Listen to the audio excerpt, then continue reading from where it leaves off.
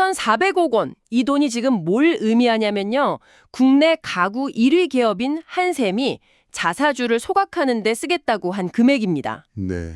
이게 어느 정도냐면 시가총액의 거의 30%에 달하는 주식을 시장에서 그냥 영원히 삭제해버리겠다는 거거든요. 말 그대로 수천억 원을 그냥 태워서 없애버리겠다는 선언인 거죠.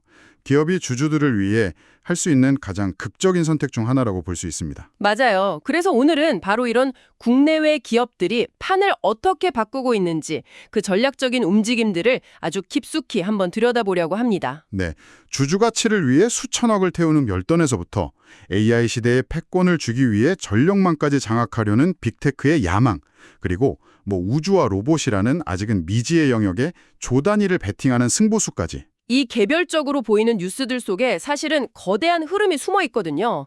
그 연결고리를 찾아서 지금 시장의 주도권이 어디로 또 어떻게 흘러가고 있는지 그 핵심을 함께 짚어보는 시간이 될 겁니다. 아주 흥미롭네요. 그럼 그 첫 번째 이야기, 방금 언급했던 한샘의 파격적인 결단부터 바로 시작해볼까요? 네, 좋습니다. 자료를 다시 보면 3,400억 원 규모, 지분율로는 29.5%에 달하는 자사주 전량을 소각하겠다고 선언했어요. 이건 단순히 주가 좀 올려보겠다는 수준을 훨씬 뛰어넘는 거잖아요. 그렇죠.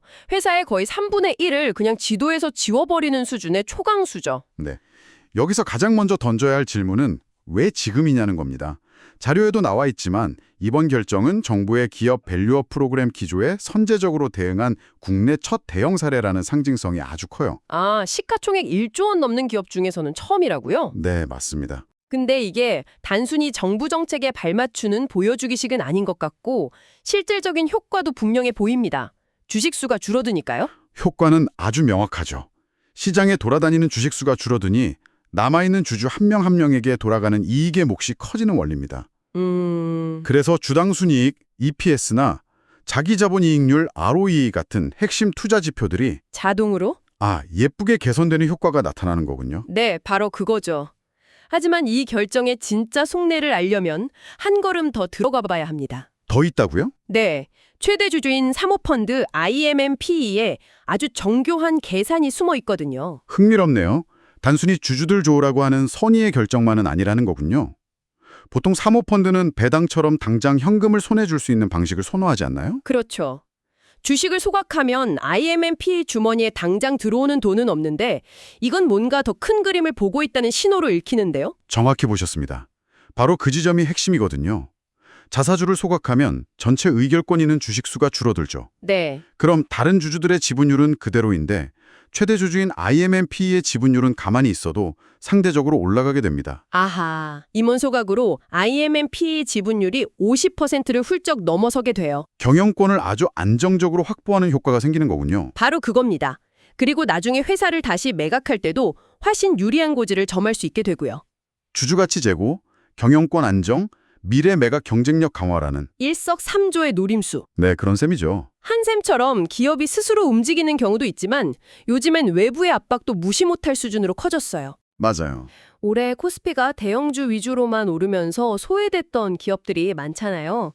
이 기업들을 타겟으로 행동주의 펀드들이 매운맛 반격을 시작했다는 자료가 눈에 띄네요. 수익률 아니면 이사회 교체. 제목부터가 아주 설벌하죠. 네. 과거와는 정말 환경이 달라졌다고 봐야 합니다.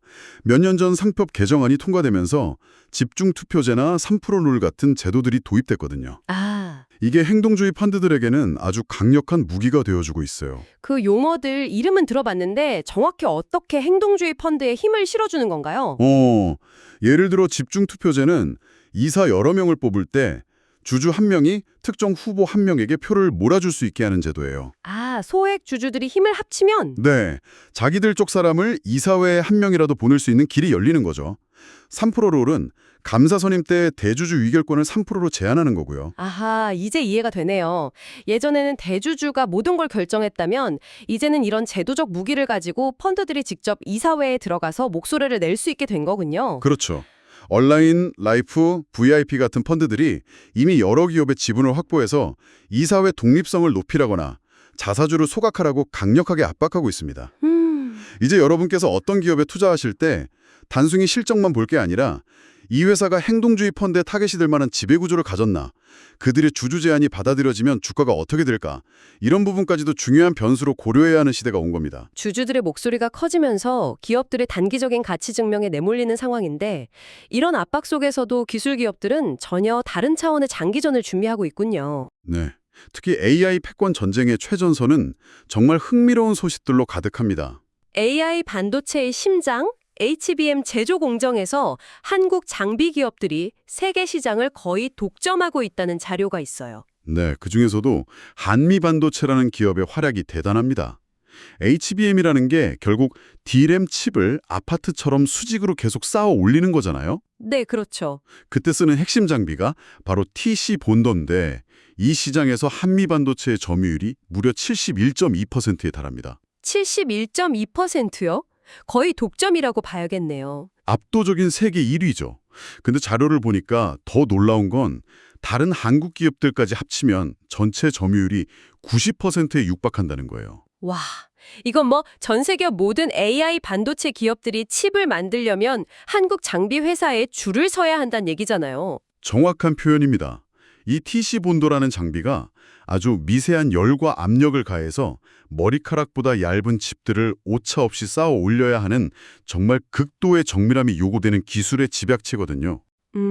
앞으로 HBM이 12단, 16단, 그 이상으로 점점 더 높이 쌓일수록 한미반도체의 독보적인 기술력은 다른 경쟁사들이 따라올 수 없는 아주 강력한 경제적 해자가 될 겁니다.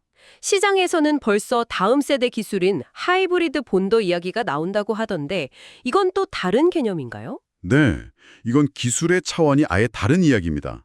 현재의 TC 본더가 열과 압력으로 칩을 붙이는 방식이라면 붙이는 방식. 네, 하이브리드 본더는 칩과 칩을 아예 구리배선으로 직접 연결해서 신호 속도를 극한으로 끌어올리는 기술이에요. 아, 여기서 중요한 건 한미반도체를 단순히 장비를 만드는 회사로만 봐서는 안 된다는 겁니다. AI 시대에 돈이 쏟아져 들어오는 길목을 떡하니 지키고 서 있는 게이트키퍼, 즉 문지기 같은 역할을 하고 있다고 봐야 하는 거죠. AI 경쟁이 기술을 넘어 이제는 예상치 못한 영역으로까지 번지고 있어요. 구글의 모회사 알파벳이 6조 4천억 원이라는 거금을 들여서 네, 인터섹트라는 에너지 인프라 전문 기업을 인수했다는 소식입니다. IT 기업이 발전소를 사들인 셈인데 이건 정말 의외인데요. 이게 바로 AI 패권 전쟁의 본질을 보여주는 아주 상징적인 움직임입니다. 아, AI 데이터 센터를 흔히 전기 먹는 하마라고 부르잖아요. 네, 맞아요. 앞으로 AI 기술이 발전하는데 가장 큰 걸림돌이 뭘까 예측해보면 거의 모든 전문가들이 전력난을 꼽습니다. 그러니까 AI 모델을 더 똑똑하게 만들고 싶은데 전기가 부족해서 못 만드는 상황이 올 수도 있다는 거군요. 바로 그겁니다. 그래서 아예 전력 공급망 자체를 사버린 거고요. 그랬습니다. 구글은 발전소를 짓고 운영하는 것까지 직접 통제하는 에너지 수직 계열화를 통해 이 문제를 근본적으로 해결하려는 거예요. 이걸 통해 경쟁사보다 더 빠르고 더 안정적으로 심지어 더 저렴하게 데이터 센터를 돌릴 수 있게 되죠. 누구도 넘볼 수 없는 물리적인 해자를 구축하는 전략입니다. 와, 기술 경쟁이 결국 가장 원초적인 자원, 즉 에너지 경쟁으로 회귀하는 모습이네요. 네, 그렇게 볼 수 있죠. 정말 거대한 스케일의 이야기네요.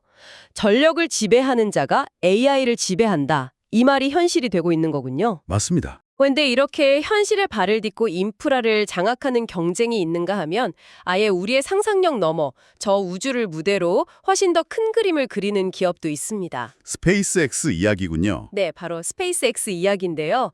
일론 머스크의 스페이스X가 약 2220조 원이라는 가치로 상장을 준비하면서 국내 증시까지 들썩이고 있다는 자료입니다. 2220조 원이면 삼성전자 시가총액의 4배가 넘는 정말 천문학적인 규모죠. 네. 그런데 이번 상장 소식에서 더 흥미로운 건 그 방식입니다. 맞아요. 월가의 거물 투자자 빌 에크먼이 제안한 방식이 정말 파격적이에요. 기존 테슬라 주주들에게 스페이스X 주식을 정해진 가격에 살 수 있는 우선 매수권을 나눠주자는 아이디어잖아요. 이 제안이 만약 현실화되면 테슬라 주가에는 단순히 전기차 회사의 가치를 넘어서 스페이스X를 살 수 있는 권리라는 아주 강력한 프리미엄에 붙게 되는 거죠. 월가의 비싼 중개 수수료나 내부자 특혜를 배제하고 회사를 믿고 투자해준 기존 주주들에게 그 혜택을 돌려주자는 일종의 IPO 민주화 시도라고도 볼 수 있습니다. 국내에서는 직도 투자가 어려우니까 초기에 4,100억 원을 투자했던 미래에셋 계열사들이 대리 투자처로 주목받으면서 주가가 급등하고 있다고 해요. 네, 스피어나 HBM처럼 핵심 부품을 공급하는 회사들도 마찬가지고요. 바로 그 점이 중요합니다. 우주 산업이 더 이상 막연한 꿈이나 테마주가 아니라 거대한 자본이 실제로 움직이는 핵심 산업군으로 진입하고 있다는 걸 보여주는 현상인 거죠. 투자 패러다임 자체가 바뀌고 있는 거네요. 네, 맞습니다. 미래를 향한 또 다른 거대한 베팅은 바로 로봇입니다. 현대자동차가 내년 CES에서 AI 로보틱스 상용화 원년을 선포할 예정이라는 자료가 있습니다. 네, 이제 연구실에만 있던 로봇 기술을 실제 우리 삶 속으로 꺼내오겠다는 선언으로 들리네요.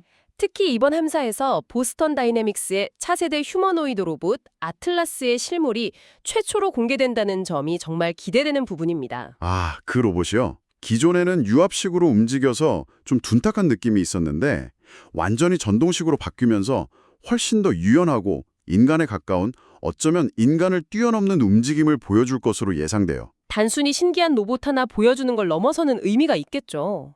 현대차가 자동차 회사를 넘어서려는 큰 그림의 일부로 봐야 할 것 같아요. 정확합니다. 이건 현대차가 단순히 자동차를 만드는 회사를 넘어 로봇을 개발하고 로봇을 학습시키고 현장에 배치하고 운영하는 것까지 모두 아우르는 통합 로봇 솔루션 제공자로의 대전환을 선언하는 것과 같습니다.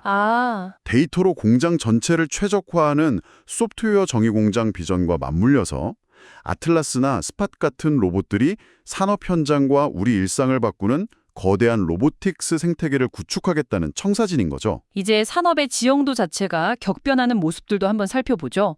삼성바이오로직스가 GSK의 미국 메릴랜드 공장을 인수하면서 사상 처음으로 해외 생산 거점을 확보했다는 소식입니다. 이 인수는 여러 가지 의미에서 정말 신의 한 수라고 평가받고 있습니다. 신의 한 수? 네. 첫째로 미국이 자국 산업을 보호하기 위해 부과하는 15%에 달하는 관세 장벽을 단번에 무너뜨렸어요. 미국 땅에서 직접 생산해서 파니까 관세를 낼 필요가 아예 없는 거죠. 그게 첫 번째고 두 번째 이유는 더 중요할 것 같은데요. 네, 훨씬 더 중요합니다. 최근 미국에서 발효된 생물보안법이라는 게 있거든요. 아, 들어봤어요. 사실상 중국 다이오 기업들을 겨냥한 법인데 이 법의 반사 이익을 극대화할 수 있는 완벽한 위치를 선점했다는 겁니다. 중국 경쟁사들이 미국 시장에서 퇴출당하는 상황이 벌어지면 네, 그 빈자리를 미국 본토에 떡하니 자리 잡고 있는 삼성바이오로직스가 고스란히 차지할 수 있게 된 거죠. 와, 그러니까 관세와 규제라는 보통 기업에게는 엄청난 위협인 두 가지 요소를 오히려 도약의 발판으로 삼아버린 전략이네요. 맞습니다. 이 인수를 통해 총 84만 리터라는 압도적인 세계 1위 생산 능력을 갖추게 됐고 올해 수주액만 벌써 6조 8천억 원을 넘겼습니다. 대단하네요. 이제 미국 본토에서 중국 경쟁사의 빈자리를 독식하면서 독보적인 성장을 이어갈 일만 남은 셈이죠. 반면에 이렇게 변화의 파도를 잘 타는 기업이 있는가 하면 과거의 성공 공식에 발목이 잡혀서 위기를 맞는 안타까운 사례도 있습니다. 네. 한때 주당 178만 원까지 갔던 황제주 LG생활건강이 3년 만에 영업이익이 60%나 급감하는 최악의 위기에 직면했다는 자료입니다. 원인은 아주 명확하게 분석됩니다. 첫째는 중국 시장과 후라는 고가 브랜드에 대한 의존도가 너무 심했다는 점. 둘째는 글로벌 뷰티 트렌드가 미국 중심의 온라인 그리고 가성비를 앞세운 인디 브랜드로 빠르게 바뀌는 흐름을 완전히 놓쳐버렸다는 겁니다. 한때는 최고의 성공 공식이었던 중국과 럭셔리라는 키워드가 이제는 발목을 잡는 족쇄가 되어버린 거군요. 그렇습니다. 그래서 로레알 출신 CEO를 긴급 수혈하고 프라엘 같은 뷰티 디바이스 사업에 진출하거나 힌스처럼 젊은 층에 인기 있는 인디 브랜드를 인수하는 등 정말 전면적인 체질 개선에 나섰습니다. 여러분께서 주목하셔야 할 부분은 이 회사가 과연 과거의 영광을 뒤로하고 단순 화장품 회사를 넘어 뷰티테크 기업으로 성공적으로 변신할 수 있을지 그 여부입니다. 그야말로 생존을 위한 마지막 카드를 꺼내든 셈이죠. 알겠습니다. 오늘 정말 기업들의 거대한 승부수들을 숨가쁘게 따라와 봤네요. 주주 가치를 위해 수천억 원의 소각을 감행한 한샘의 결단에서부터 AI 패권을 위해 에너지 인프라까지 장악하려는 구글의 야망까지. 네, 그리고 우주와 로봇이라는 미래의 조단위를 베팅하는 현대차와 스페이스X도 있었죠. 맞아요. 과거의 성공 공식에 안주했던 기업은 위기를 맞고 오히려 규제와 위기를 기회로 바꾼 기업은 새로운 영토를 개척하는 모습도 확인할 수 있었습니다. 네, 그렇습니다. 자, 그렇다면 이 모든 이야기들이 우리에게 말해주는 건 뭘까요? 이 변화의 소용돌이 속에서 우리가 붙잡아야 할 핵심은 무엇일까요?